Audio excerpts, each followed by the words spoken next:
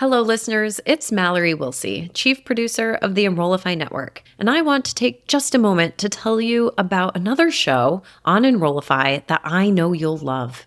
Mastering the Next is a cutting-edge podcast exploring the future of graduate, online, and non-traditional education through the lens of technology and artificial intelligence. Staying competitive in the world of graduate student recruitment and enrollment means keeping up with the ever-evolving tech trends in higher ed.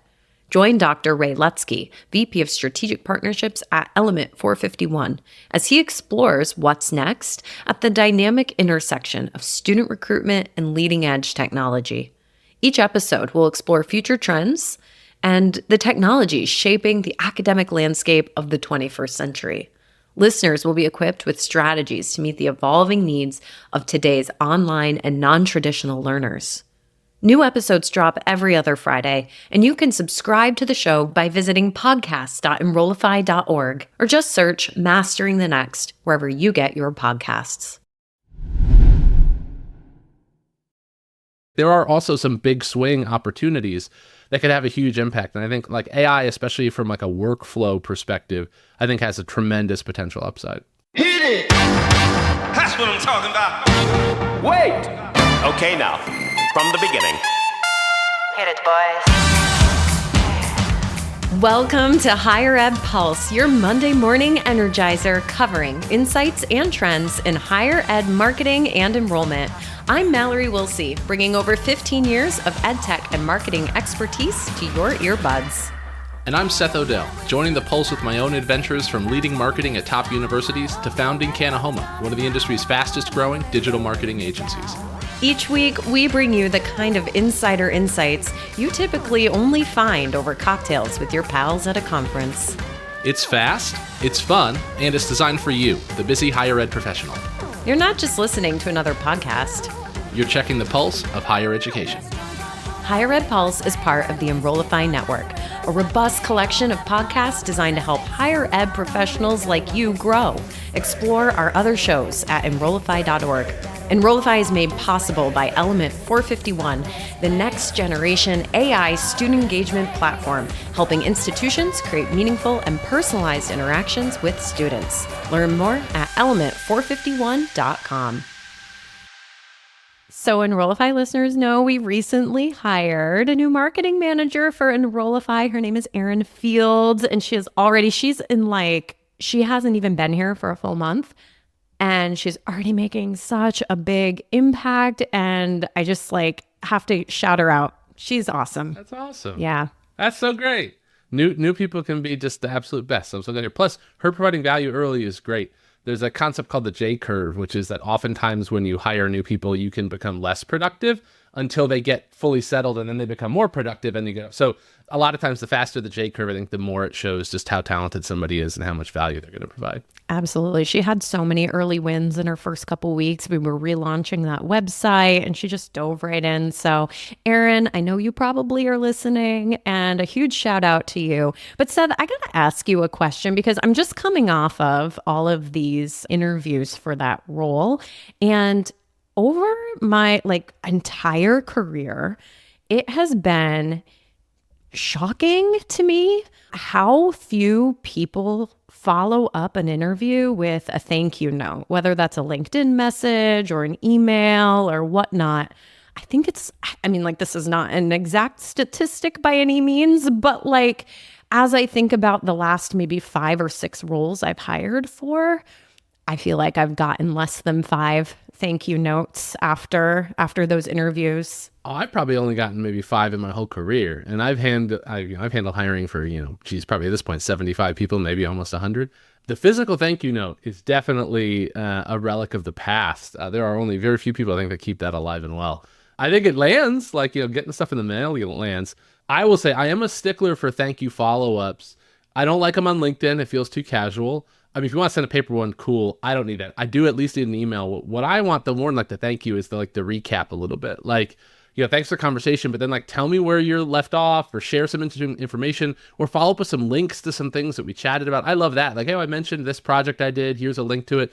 To me, that level of follow-up allows the conversation to continue, which I really love. So I'm a big fan of the thank you follow up. I'm okay with email, but I don't know. What about you? Are you get more paper ones than me, so maybe that's a good thing. No, actually, I never get paper ones. So sorry if that was confusing, but I'm saying I have only gotten maybe 5 emails in the last 5 or 6 roles. Oh, whoa. Okay, that's different. Yeah. That would kind of rub me the wrong way a little bit or worry me that, like, I don't know, maybe you read too much into it, but I'd worry that, that's maybe not the best sign. I think it's a bad look. I've never, it's never come down. Like, the decision has never come down to, okay, well, this person sent a thank you note, so I'm hiring them.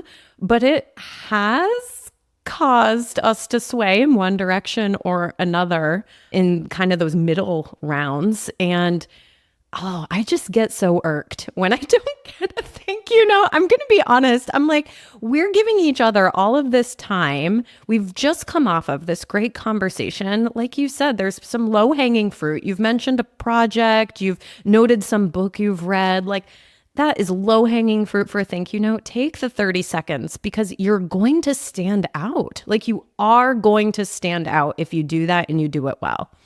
Yeah. Totally agree. I think it's a great thing for people to remember to do. I think it only helps. All right. Well, this has been burning on my brain. So I was like, I have to talk to you about this and see if I'm just crazy. Yes.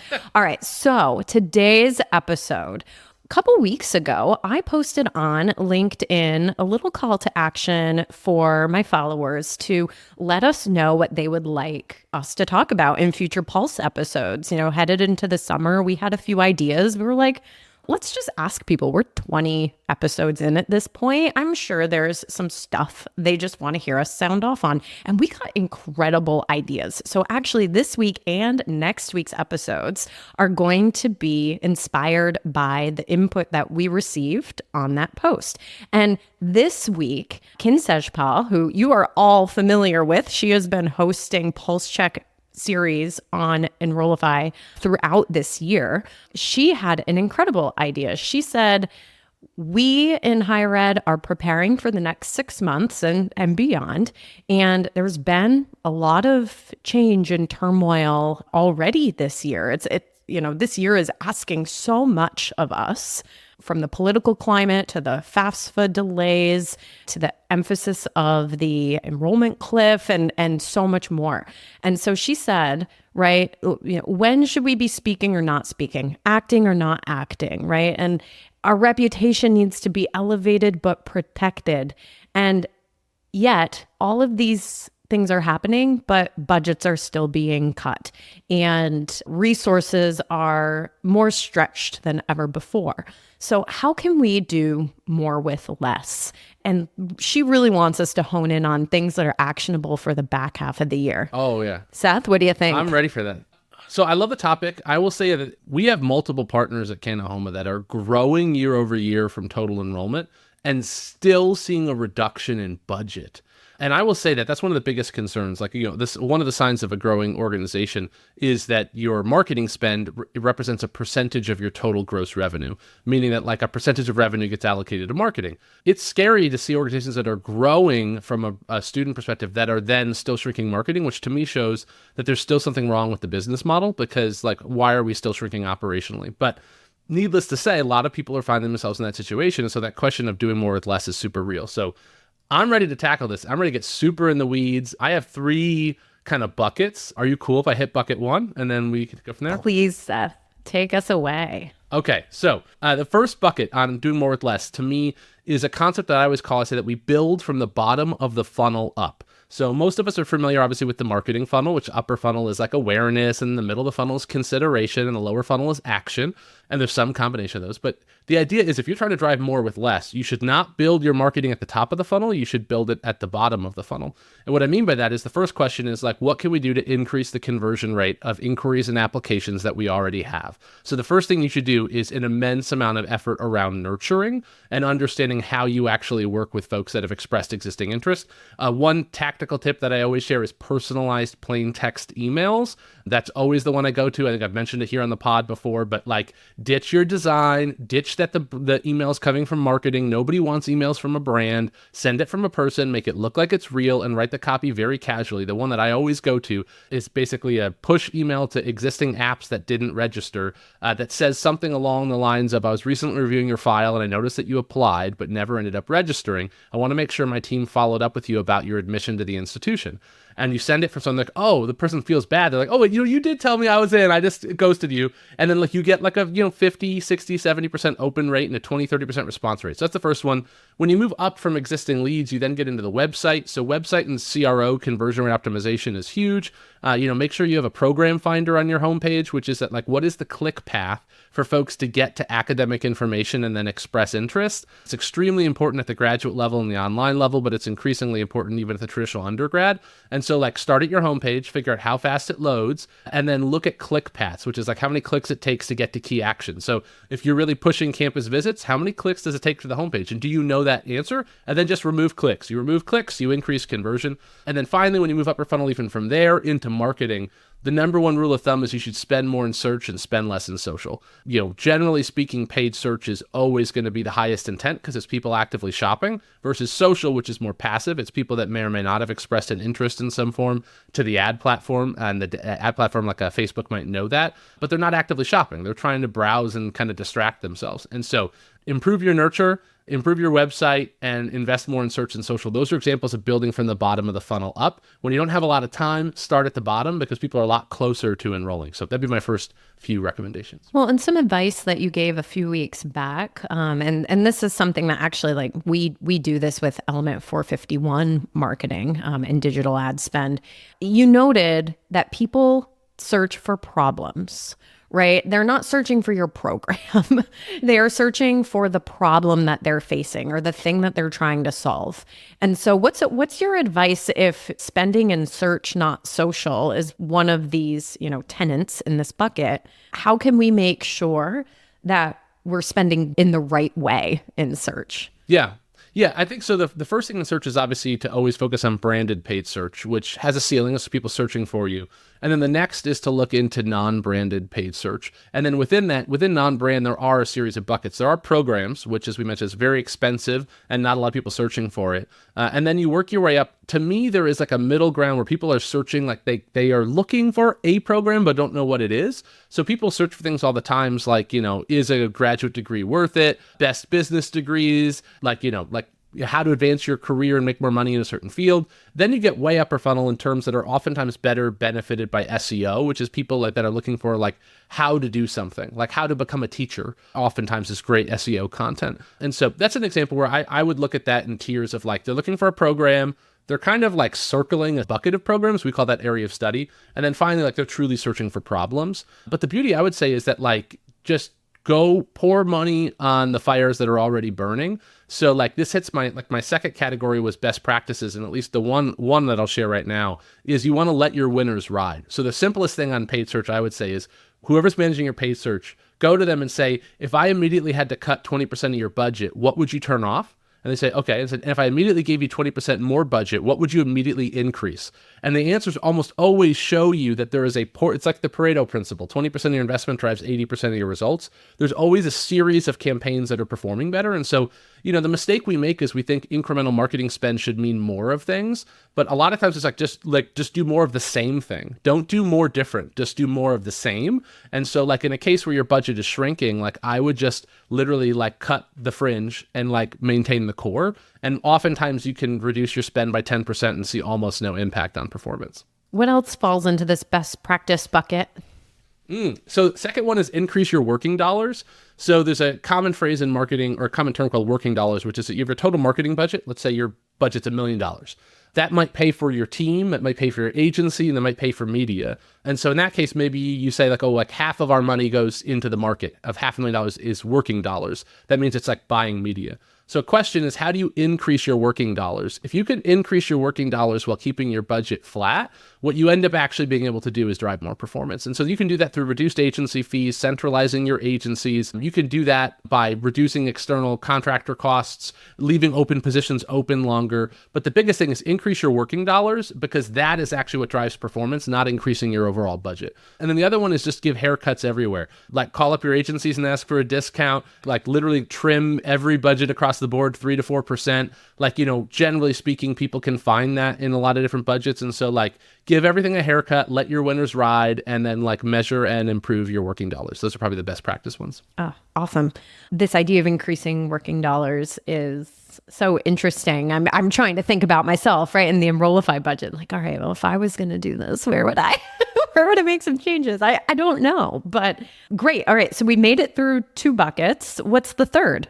Okay, so the third, this is the juicy one. This is the congratulations, you made it to the end of the podcast, and you are getting the really, really good stuff that I'm not sure I've ever said publicly. Oh man, this is what they pay you the big bucks for. This is big. So if you want to drive more performance with less budget, the secret is not volume, it's velocity.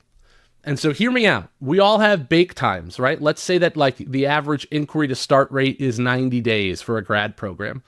If you can make that 75 days, not only are you enrolling people faster, but at the end of your fiscal year, you're pulling 15 days of revenue forward. And so it's called a pull forward strategy, which is like, how do we compress our funnel, make the funnel work faster? Simplest ways to do that is to communicate faster, literally look at your cadence and tighten your cadence up. And so like, say if this was a 6-week email series, we're going to drop the same 6 weeks of worth of emails in 4 weeks. And we're going to figure out if we can get people to convert faster, keep them engaged sooner. You will increase your conversion rate oftentimes, but even if you don't, you increase the bake time, which pulls revenue forward. To give you an example of just how far this can go, I worked with an institution at one point that was an adult and online predominantly institution, and they had an academic calendar that was basically rolling 8-week classes, essentially, if that makes sense. And so what you ended up having is like every 8 weeks-ish, you would start new classes, but that doesn't work out perfectly because there's only room for basically 6 8-week terms in a calendar year, right? And so we end up having is 4 weeks down during the year, which is like Christmas, which is maybe 4th of July. And so they'd have breaks. We just removed the breaks. And we said that we were going to move to a rolling academic calendar, it's interesting. Your academic calendar does not need to actually be 52 weeks long, which is a wild fact. And so if you have weeks or times in your calendar, this works more with adult and online, but if you have times where you're not billing students, can you literally just eliminate that? And so we were able to pull forward 8% revenue increase on the same student population without spending any more money, just by reducing down weeks. And the best part was it actually improved retention because it kept students active in class without a break. And so at a minimum, understand the bake time of your funnel and shorten it. You will pull forward revenue. And in a perfect world, can you actually adjust your academic calendar at all to actually like eliminate down weeks? So like how many weeks a year is your institution making revenue? Those are way past marketing, but I have done both of those things, and both of those are huge benefits. I will note they are a one-time benefit. So if you compress your funnel from 90 days down to 75, you pull forward 15 days of revenue once, but then next year you're on that 75 days all the time. And so this is like a one trick up your sleeve chance, but if you've not pulled it, it's velocity, not volume. That's the real secret to doing more with less. And one of the other points you made in this bucket is around communicating faster, being part of the solution. Yeah. And when I think about, okay, so I'm sitting on a campus and I only have so many resources and, my staff isn't working 24 hours a day and we get all these student inquiries. And actually, I was at RNL's conference last year and someone came up to our booth and they were like, it literally takes us 3 weeks to reply to a student inquiry. And they're like, and that is the fastest we can do it because of the volume of inquiries we get, right? So I'm putting myself in that person's shoes. Okay, I'm listening to this podcast and you just told me I have to communicate faster. Look, in my opinion, and no one's going to be surprised, I'm going to say this, I think, but this is where AI has a huge role to play. And so as I was thinking about this do more with less topic for our podcast today, my mind immediately went to artificial intelligence. There's this cartoon where you've got a bunch of people like sweating hard and pushing this cart, and you'll notice the cart has square wheels. And in the cartoon, there's this person standing behind them, holding up a round wheel and being like, hey, you want to switch out your wheels? And everyone's response is, I don't have time for that. So obviously, like, you see that cartoon and you're like, well, that's ridiculous. Spend 5 minutes switching out the wheels and you're going to move 100 times faster and you're not going to be sweating. Totally. That's AI for the record.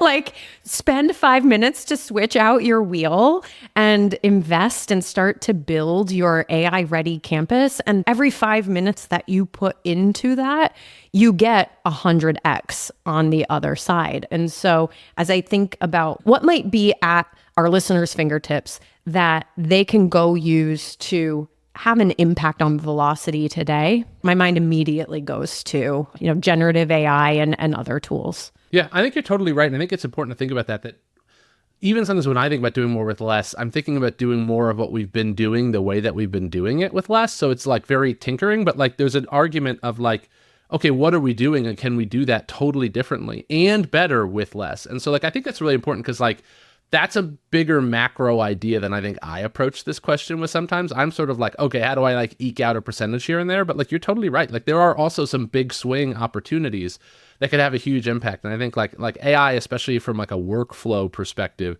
I think has a tremendous potential upside. Yeah. Sometimes it's also worth just doing less too, right? I think we can totally. That's another great one. Just stop doing stuff. Right. And like to your point you made earlier, if you were to evaluate that 20% ad spend that's just not having the same impact, well, take that to the other things that you are doing in digital marketing or traditional marketing. If you and your budget were cut by, like 20% today, and it was for your entire Marcom operation, where would you make those tough decisions? And similarly, like that should point you in the direction. I know our social media managers and leaders feel this, I'm sure, all the time. A new tool sprouts up and somebody on the board is like, you got to be on, the next TikTok or whatever it is. But it's, it's just real. Like it's hard to stop doing things. I certainly feel that every single day. Yeah. I think you're totally right. So I think that's maybe the best advice, right? Is that how do you do more with less? I think the first thing is just like, don't immediately do anything. That like the best thing is like, let's slow down and like evaluate it and like, maybe take a breath, get a coffee or whatever your beverage of choice and like slow down and really think about it. Because I think, you could quickly get caught up in just replicating what you've been doing and maybe you shouldn't be doing stuff. Maybe you should be doing stuff totally differently. Maybe you should be tinkering and maybe all the above. And so like maybe like slow down to move fast. There's a military phrase about slow is smooth and smooth is fast. I was told by a colleague of mine at one of my last jobs. And that was like a really good reminder that like slow is smooth and smooth is fast. And so maybe don't move too fast, even if it feels like you've immediately run out of time to try to close that gap. Well, Ken, I hope that we effectively addressed your question in today's podcast episode. Thank you so much for making the recommendation. This has been a really fun one. Now, folks, before you go, we have a brand new Pulse Check series dropping this week. It's called After Further Consideration. This is a DEI-focused series where our co-hosts, Dr. Cody Nielsen and Dr. Tamika Ferguson, are inviting experienced change leaders both within and beyond higher ed into conversations that are focused on responsive leadership, addressing campus crises, navigating institutional shifts, and fostering sustainable change. And they're doing that all through the lens of equity and inclusion. This is a 5-part series, and each episode is going to dive into the experiences of those who have navigated these challenges and the lessons that they have learned. I started this conversation with Cody, oh my goodness, I think last year, if I'm being honest. I feel like we've been talking about this series for so long. I've been so excited about it, and it is finally the week that it's going to drop. So I hope that you will all give it a listen. Let us know what you think. And until next time, they always go by so fast. I say it every week. Thank you so much, Seth. It's been great to catch up and see you. Listeners, thank you. We'll catch you next time. Bye-bye.